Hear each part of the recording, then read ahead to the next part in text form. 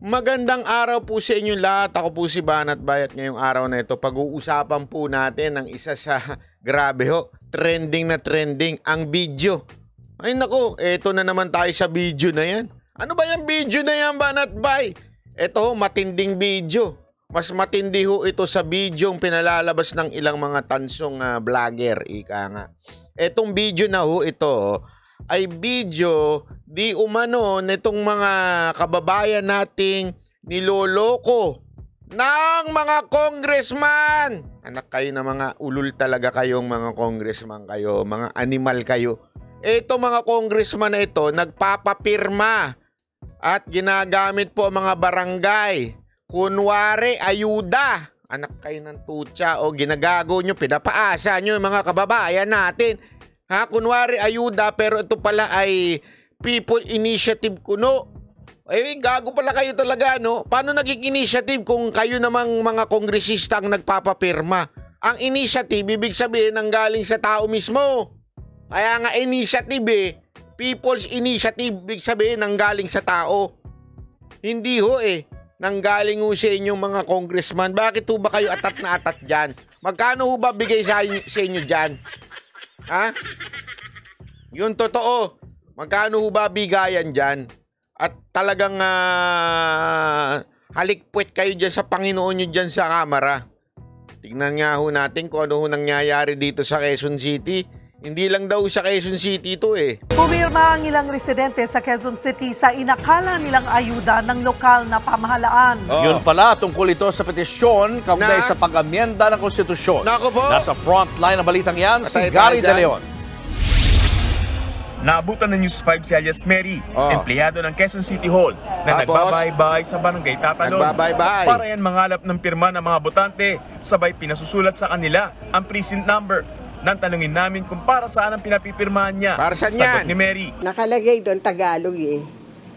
Kung sumasang-ayon tayo na yung mga dayuhan mag-invest sa Pilipinas. Utos daw ito sa Kunwari, economic provision pa daw ang papalitan.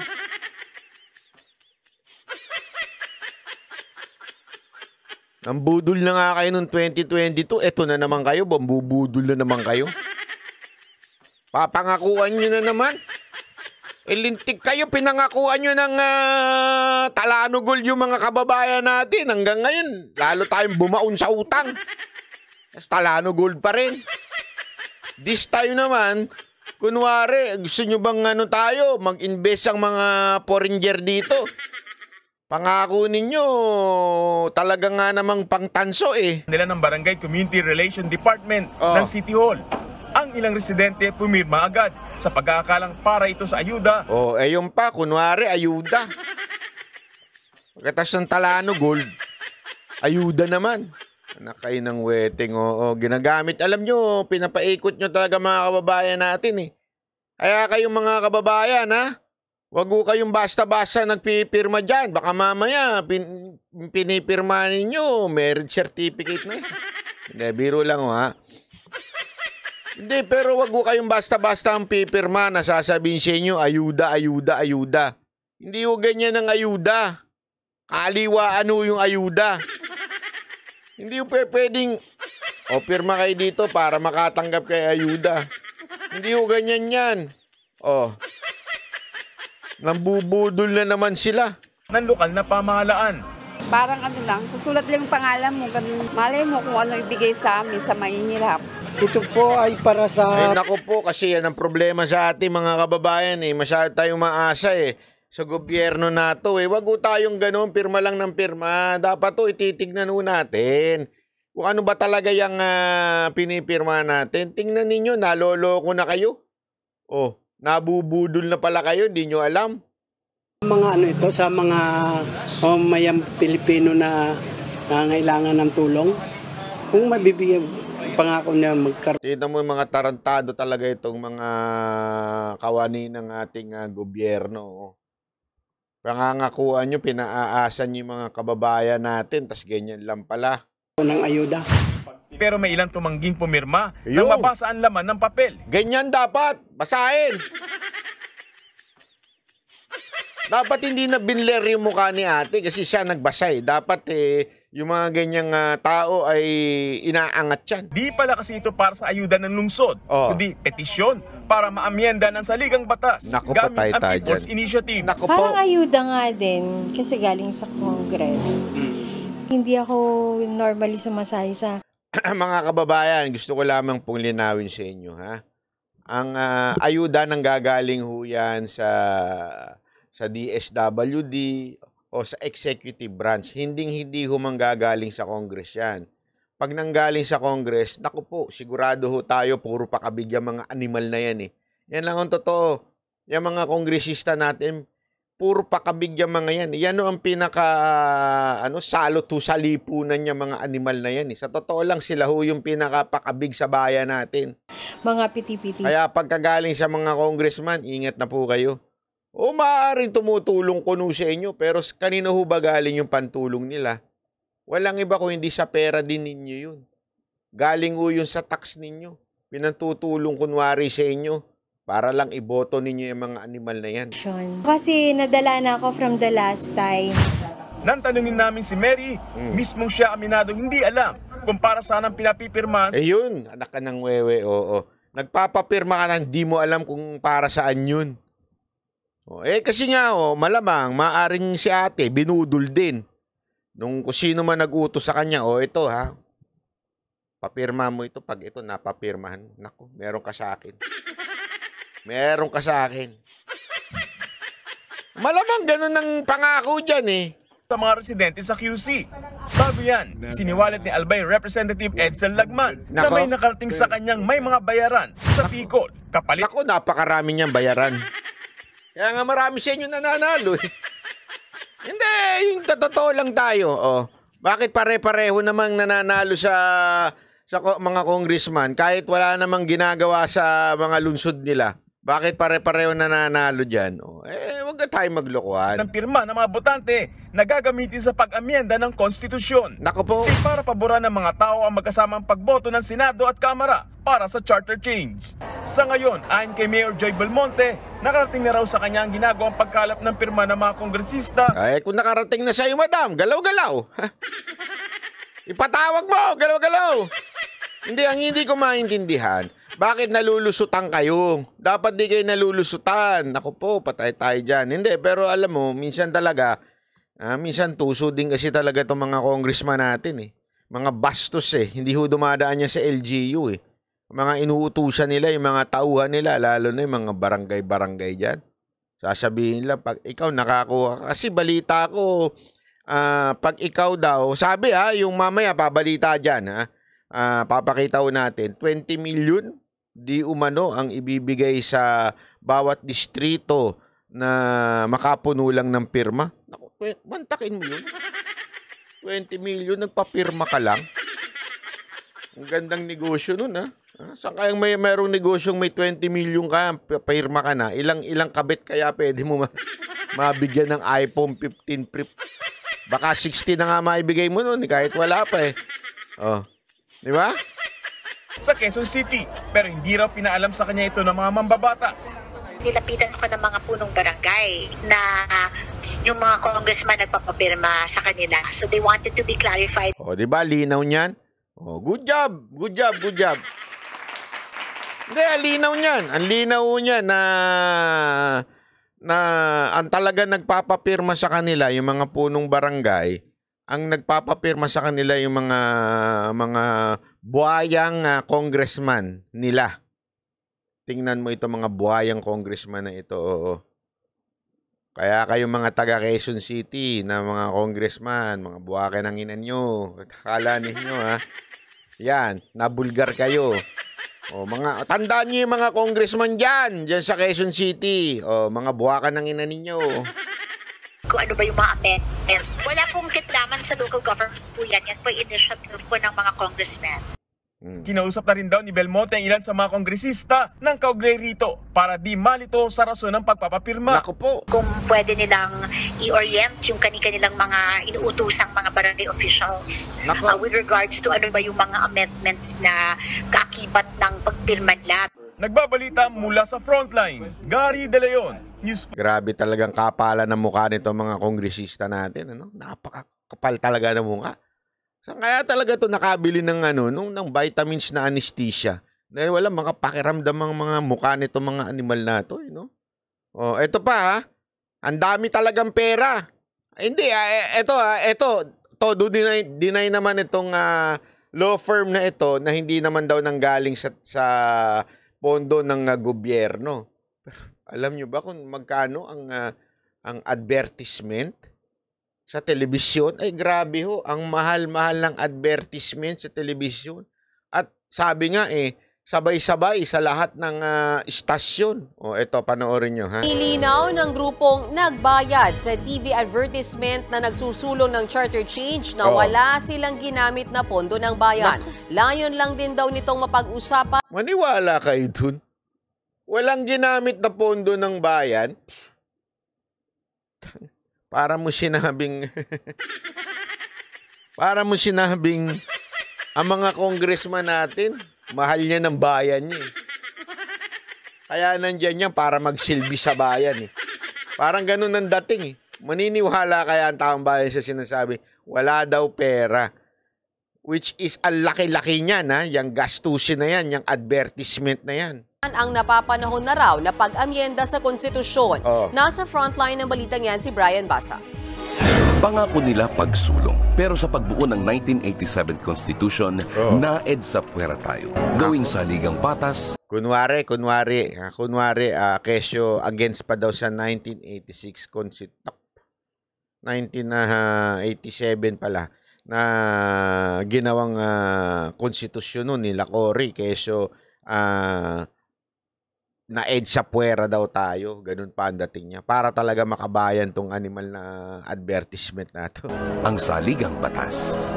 Trending ang commercial na yan na ipinalabas sa iba't ibang TV network nitong Martes ng gabi. Take note iba't ibang TV network pinalabas. Ibig sabihin, talagang grabe ho. Pera. Ang laking pera ho nito. Ang tanong, saan kaya nanggaling yung pera na yan?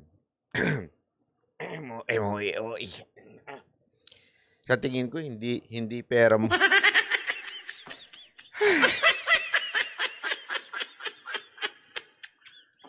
Ewan ko hindi ko matanggap. Sa aking opinion lang naman. Ito yung opinion ko lang naman.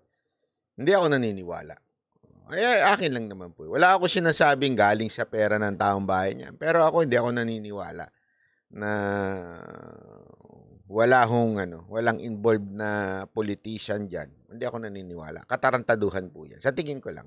Tampok dito ang mga kabiguan daw ng 1987 Constitution matapos ang EDSA People Power Revolution ng 1986. Kaya EDSA puwera raw. Panahon na umunong amyendahan ang saligang batas. Sa screenshot ng isang netizen, kitang nakalagay sa ad na binayaran ito ng Gana Atienza Avisado Law Office.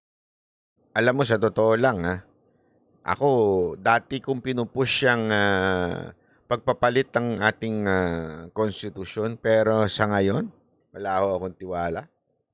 Halata Iba ho kasi yung talagang people's initiative Iba ho yung talagang taong bayan ng hindi mo kailangan manglinlang, hindi mo kailangan lokohin na ayuda para magpapirma. Kung talagang people's initiative yan.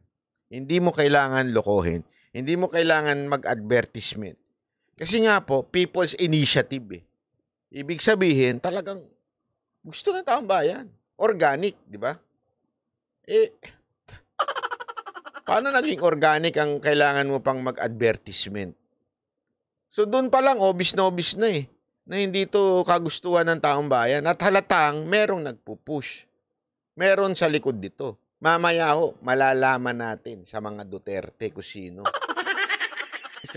Nakapanayan ng News 5 ang law firm. Ayon sa kanila, ang kinakatawan nilang grupong People's Initiative for Reform, Obserbahan nyo ho itong dalawang abogado na ito. Obserbahan nyo. The purpose of this campaign or drive is just to raise public awareness or invite public discussion para mapag-usapan yung People's Initiative to amend the Constitution. Kung pwede na ba, and if pwede na, ano yung mga proposal natin or let's bring it up to the people and let them decide. Nilinaw din nilang pera ng pirma at private groups ang pinanggastos ng patalastas. This is a private initiative.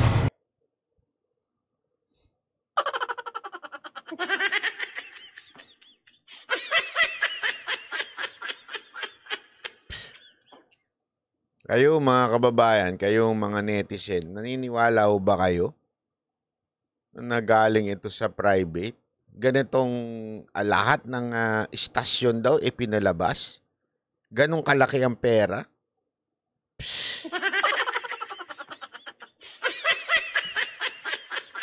Dati nga nagkaroon tayo ng pangulong, yan ang talagang kanyang battle cry, isa sa mga battle cry. Si Pangulong Duterte, di ba? Battle cry niya yan. Noon, battle cry ng presidente yan. Kayong grupo, hindi kayo naglabas ng sarili ninyong pera noon at para maglabas ng advertisement. Ngayon, na sinabi mismo ng ating Pangulong Marcos sa sinasabi niya, hindi prioridad yan. Sinabi niya yan eh. Di ba? Bakit kayo ngayon maglalabas ng ganyang kalaking pera? Kita niyo yung logic? Doon pa lang sabog na eh. Sabog na yung argumento nila eh, na why this time? This time nga, lantaran sinasabi ni Marcos, hindi niya nga priority yan eh. Nung panahon ni Pangulong Duterte, yan mismo yung battle cry ni Pangulong Duterte kung ba't siya nag-ikot. Hindi kayo naglabas ng pera noon, ngayon kayo naglabas.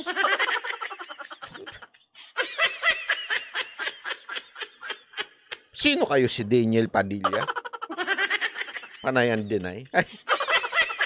Wag ganun ba, not ba? Kaya ka. Yan, gagalit siya yung ano eh. Talay. No public funds were disbursed. Nanggagaling po ito sa mga similarly minded people or Saan? Kanino? In the private. Kanino? Ba't di mo masabi?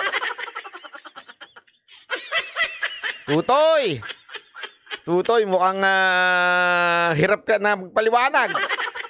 Tutoy!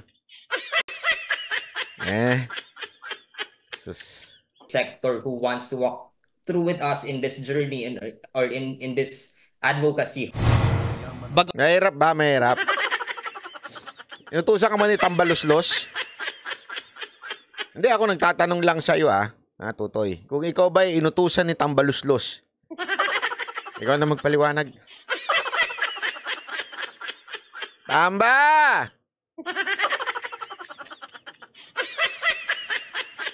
Mahirap bang manalong presidente?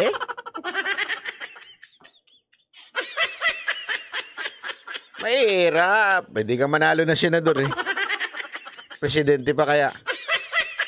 Pabagsak naman. Dumadaos-dus na ang ratings eh. Kaya the only way to lead the country by this Tambaluslos is to be a prime minister. Or gusto lang talagang tumagal sa pwesto itong mga ungas na ito para sila ay mas makalikom pa ng maraming MOOE.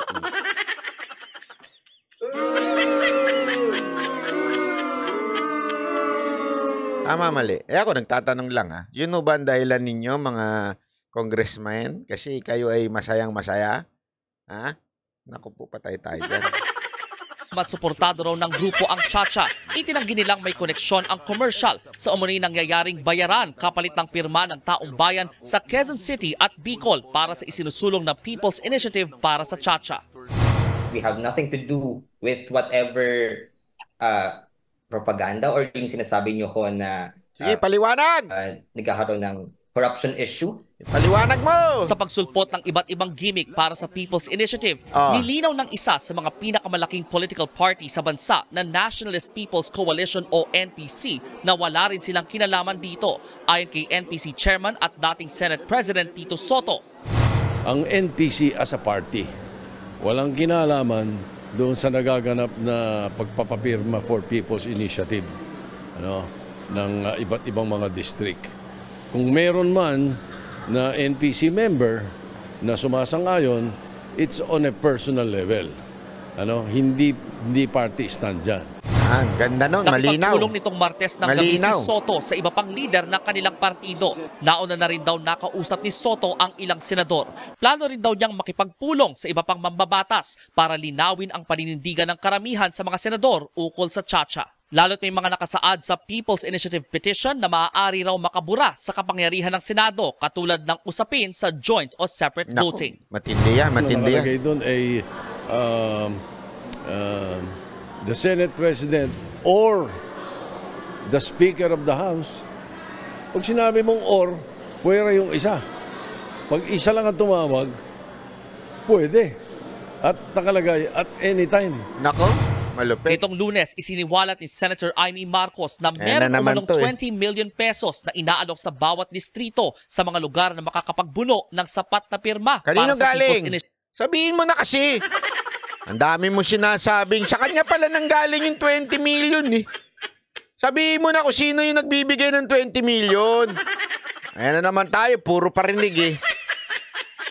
Eto si Senator Amy, hindi ko maintindihan minsan panayang parinig eh. May alam. Ayaw diretsuhin. Ano ba yan? Hindi, sa totoo lang nakakapagtaka eh. Ang dami nitong alam, lagi na lang. Sasabihan yung kapatid, kesyo doon sa smuggling. Tapos dito naman ngayon, may 20 million daw. Eh, ba't di mo nalang pakalanan? Ang dami mong hanas.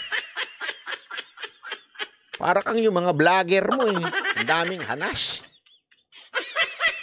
Lalo na yung director mo. Tuloy. Pinapadaan daw ang mga ito sa payout ng mga programa ng pamahalaan. Kinukondin ako talaga yung nag-aalok nito dahil hindi binibenta ang ating konstitusyon. Hindi siya for sale. Sino nga yun? Ginagawa? At anong sabihin mo na kung sino. Ang dami mong alam eh. Hindi nga, alam naman natin yan, hindi for sale ang konstitusyon. Kung gusto mo talaga masolusyonan ito at hindi puro talkish lang, ay banggitin mo naman. Kung sino yung nag-aalok ng 20 million. Hindi yung puro ganere. Naniniwala rin daw siyang ayaw sa Chacha ng kapatid niyang si Pangulong Bongbong Marcos. Sa isa namang post online, ipinahayag din ni Davao. Ito naman ang post ni Congressman Pulong Duterte. Ang lina, ang ganda ng post ni Congressman Paulo. Ni Kong, sabi niya, this so-called People's Initiative for Charter Change is nothing but pure, naku po, PI. Putang inaglas. Ganun, parang ganun. Putang inaglas. I was informed that the PBA party list, etong si Nograles is spearheading the putang inaglas movement in Davao City. I am against this people's initiative, but this is not people's voice, but the voice of few who wanted to perpetuate themselves in power. Ibig sabihin, gustong tumagal ang mga animal. Hoy! Hoy! Bakit nyo gustong tumagal dyan sa kapangyarihan? Ano ba meron dyan? Ang hirap-hirap maging congressman Ang dami-daming trabaho. Ang hirap-hirap bumiyahe. Bakit gusto nyo tumagal dyan? Unless masaya ang bigayan ngayon dyan. Ano ba? Ano ba siste dyan, Nograles? Margarita Migs Nograles. Ano ba talaga? Magkano ho ba ang bigayan dyan? Hindi, ako nagtatanong lang Magkano ho ba bigayan ngayon sa kamera para dito sa maipasan nyo itong lintik na charter change na ito? City Representative Paulo Duterte ang pagtutol sa People's Initiative para sa charter change. Nakarating din anya sa kongresista na pinangungunahan ni PBA Party List Representative Migs Nograles ang signature campaign sa Davao City. Hindi raw boses ng taong bayan ang People's Initiative, kundi ng ilang gusto lang manatili sa kapangyarihan. Wala pa namang sagot dyan si Nograles. Binanatan din ni Pulong ang anyay tinapyasang budget ng kanyang distrito. Maghahain naman ng resolusyon ang Makabayan Block para masiyasat ang lumabas.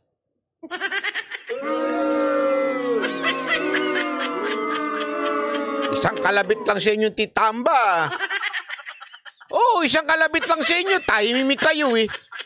Tigil-tigilan mo nga yung Franz Castro yung pagiging plastic mo dyan.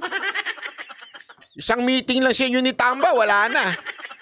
na pro-charter change TV advertisement. Nagbabalita mula sa Frontline, Brian Basa, News 5. Alam mo, matindi pa yung bitawan ni ni Pulong maganda yung binitawan niya, yung mga sinabi niya. Eto babasahin ko lang sa inyo yung ilang pang mga sinabi ni Pulong kasi sabi ko ito talaga ang bira. Ito ang banat, hindi yung paligoy-ligoy Sabi niya dito, I would like to inform all Dabaweños, most especially in my district, that the House leadership has taken out 2 billion from your NEP budget for district and left only measly 500 million for Dabaweños this year. Grabe sa laki ng, alam niyo ba, sabi nga nila, ito nga daw ang pinakamalaking ang Davao.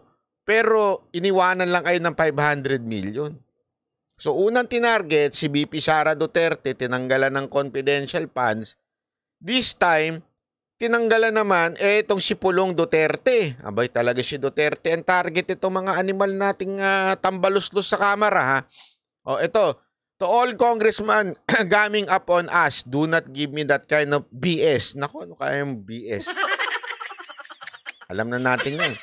Because I will not starve to death if you take my budget away. Ang kawawa is yung mga Dabaweños na bumoto kay BBBM. Yun!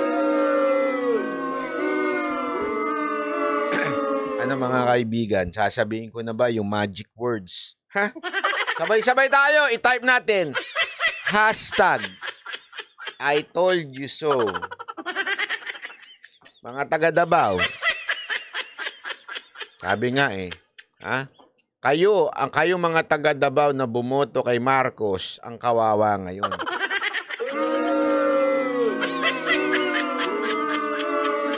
I also heard from reliable source that even the senators are explicitly requested to refrain from putting project in my district. Hindi ako lulod sa inyo para mabigyan ng proyekto lalo na't may 30% pang kinuha ang isang peking Panginoon. Nako po! Yan. Again, ang kawawa ay mahal kong mga Dabaweño. Hindi, alam mo ito gusto ko lang sabihin ito Dinaig pa nitong peking Panginoon ang ating Panginoon. Ang ating Panginoon, ang tithes na hinihingi ay 10% laang. At ito ay dahil kanya po ito. Ang lahat ng meron po tayo ay sa ating Panginoon. At yung 10% ay simbolo yan na binibigay natin ng ating first fruit. Yan ang kaugalian na sinasabi natin, etong lahat ng meron ako ay sa inyo talaga. 10% nung panahon ng mga Hudyo, di ba? Abay, dinaig pa ang ating Panginoon. Etong peking Panginoon, yung sinasamba dyan sa kamara ng mga kongresista, abay, 30% daw ang kinukuha.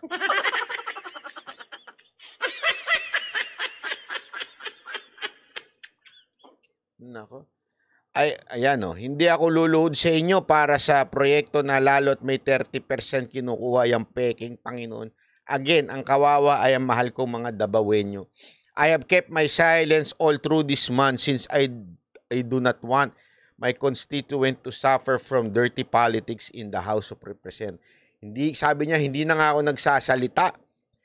Kahit yung kapatid ko, ginagago niya ninyo, hindi na ako nagsasalita kasi ayokong madamay ang mga Dabaweños. Na pag-inita ninyo ang mga Dabaweños, tama naman yung ginagawa niya.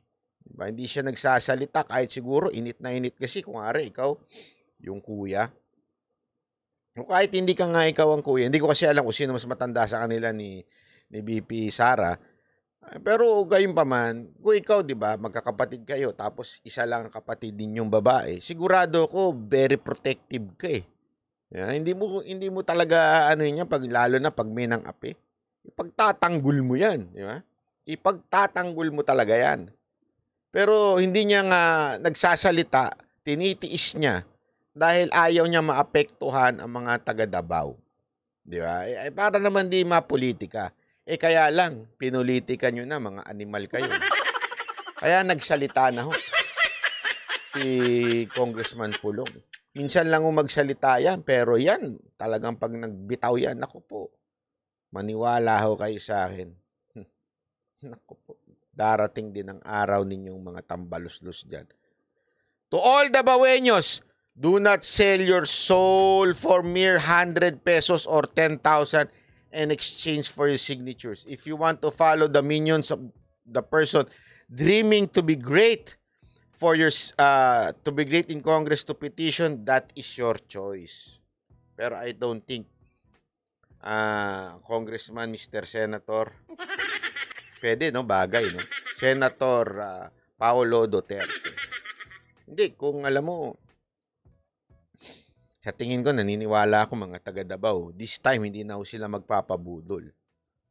Marami yung nabudol noong 2022. Alam na natin yan. Na kasi nga, nag-unit team. Wala tayong magawa. Ganun talaga. Sana lang, next time, Congressman Pulong, at kay BP Sara Duterte, huwag na tayo magpabudol, na maniwala pa. Kasi eto na, kinakawawa na kayo. Kitang-kita naman po natin yung ginagawa sa pamilya ninyo. Di ba? Kitang-kita na natin. Kaya yung mga tunay na Duterte supporter, mga lehitimong Duterte supporter, huwag tayo magpapalihi sa issue. Yung issue na video-video na nagpupulburon, enak ng 3 kalabaw na pinagdikit-dikit. Alam naman po na natin yun. Di na natin kailangan pabalik-balikan pa yun. Sinabi na ni Pangulong Duterte yun, ayaw niyong makinig nun. Tapos ngayon, ipagdidiinan nyo na naman. Kasi alam niyong hindi na effective. Alam ninyo na hindi effective. Kaya nga nanalo yan eh. Bakit to? Kanyo? Ilang beses sinabi ni Pangulong Duterte nun, di ba? Ilang beses siya sinabi, nagpupulburon yan. Boto pa rin kayo ng boto. Tapos ngayon, ano pang segue ninyo para mawala ang usapan dito sa kamera? Ano pang segue ninyo? Video na naman. Putang ng video yan. Alam mo, ako, kaya bullshit na bullshit dyan sa lintik na video na yan. Alam na natin yan. 2022 pa lang, alam na natin yan. Pinag-uusapan na natin sa channel na ito. Alam na natin. Hindi naman kayo nakinig. Araw-araw yan nun eh. Yan ang pinag-uusapan natin eh. Tapos di naman kayo nakinig. Nagalit pa nga kayo sa amin. Tapos ngayon ito na naman pag-uusapan. Etong lintik na video na yan. In the first place, di kayo nakinig sa amin. Hindi kayo nakinig kay Pangulong Duterte. Di ba? Tapos ngayon pag didikdikan nyo yung lintik na video na yan, tapos na yung issue na yan. Ang usapin ngayon, etong korupsyon sa ating kamera. Diba? Ito ang pag-usapan natin. Mantakin mo mantakin mo lang to. Ito na na si Duterte na mismo, si Congressman Pulong Duterte na nagsasabi, 30% ng peking Panginoon. Sabi ko nga, paano pa kaya doon sa distrito ni Speaker, magkano kaya doon ang nakaalat? Sa distrito ni Zaldico, magkano kaya nakaalat doon? Sa distrito ni Kimbo, tandaan ninyo, di ba, tinanggal nga nila si Congressman Tebes. At sino pumalit? Caretaker, yung Speaker. So, 2 pa distrito niya. May asawa pa siya, So magkano na lang na talagang napupuntang proyekto sa mga yan? O, di ba? Tapos, lintik, gusto nyo na may pasok yung video. Paulit-ulit yung video nyo. Nalilis tayo sa tunay na issue. Ito ang tunay na issue. Ito. Nauubos ang pera ng taong bayan dahil dito sa kalintikan na to. Sa katarantaduan na ito. Tapos ano pag-uusapan natin? Video. Ayun, tapos na yung video. Sinabi ni Pangulong Duterte, wala yan. Ano ginawa? Nilabas picture. Naluma naman na yung picture. Anak ka ng wewe naman, no? Tapos kayo, kami pa sasabihin nyo, bakit di mo dinidiscuss yung video? Gunggong ba kayo? Tanga na ba talaga kayo? Sagad na ba talaga katangahan ninyo? Sasabihin nyo pa, strategy. Gunggong pala talaga kayo eh. Alam nyo pa, kung alam ninyo strategy yan, then don't talk about it. Strategy nga, tapos pag-uusapan nyo. Tanga ba talaga kayo? Pambihirang kabobohan yan, oo. Ang pag-usapan natin ngayon, since wala pa yung lintik na video na yan, hindi ko sinabing wala, wala pa. Hindi lumalabas. Si Pangulong Duterte, sinabi niya nga, wala yan eh. Ako nga, hindi ko nga sinasabing wala yan eh. Ang sinasabi ko, wala pa. Wag na natin pag-usapan yan. Sinasalsal kasi ng ilang mga vlogger dyan eh. Para kumita eh. For the views sa mga, mga hindot eh. Yan ang totoo, for the views yung, lalo na si Tansong Lipunan. For the views yan. Kaya puro recycle ang content, paulit-ulit.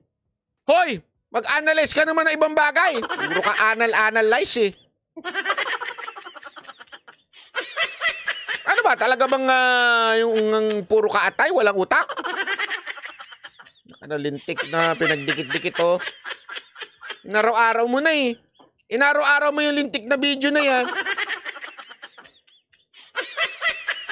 Again, ha? Wala po tayo sinasabing hindi totoo yan. Na hindi totoong nagpupulburon. Hindi ho yun. 2022, dinidiscuss na namin yan eh. Hindi ho yun, hindi namin pinasisinungalingan yung sinasabi ninyong yung tao na yun na nagpupulburon. Hindi ho namin pinasisinungalingan yun. Ang punto lang, wala naman yung video pa. Bakit ba kayo nakadikdik sa video porket mataas ang views? Kaya kayo naka-video, araw-araw, video. Ito ang issue, ito ang pinaka-issue ngayon, no?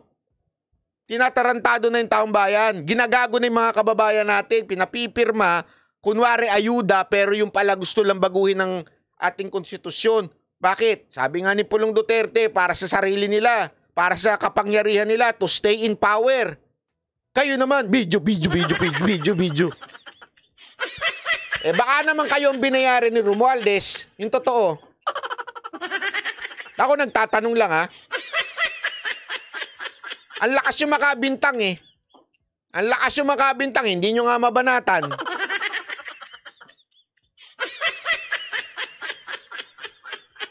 Diba? Kung makabintang kayo sa kapwa ninyo, dahil nyo pakala nyo kayo lang ang tama. Kayo nga hindi bumabanat dyan. Eto. Bira kayo. Ginagalit nyo ako eh. Eto na nga yun, oh. Kitang-kita na nga. Nagagalit na nga si Congressman Pulong Duterte. Oh. Sinasabi na niya. Oh. May hokus-pokus nang nagaganap. Mismo sa... Alam mo, ang dami-dami ng hokus-pokus. Ayan na yung video. Oh. Video na, lumabas na. Lumabas na yung video na kung saan pinapipirma yung taong bayan. Kunwari, ayuda. Pero sa pagpapalit pala ng konstitusyon. Yan yung lantarang lokohang video. Tapos ang inaantay nyo, wala pa kayo may pakitang video. Ano ang katarantaduhan yan? Ulitin ko ha. Wala po akong pinasusinungalingan na hindi totoo. Ang punto ko dito, 2022 pa lang, sinasabi na namin yan sa inyo, ayaw nyong maniwala. 2022 pa lang talaga sinabi na ni Pangulong Duterte, ayaw nyong maniwala. Tapos napahiya kayo ngayon, kaya kayo dikdik yan. Tapos kami mga nananahimik, pagbibintakan nyo na kung ano-ano. Shit. Para kayo talagang mga sintu-sintu dyan eh. O ito, ako po si Banat Bay. O ito, gusto nyong banat, di ba? O ito na, bumabanat na. Maraming salamat po, ako po si Banat Bay.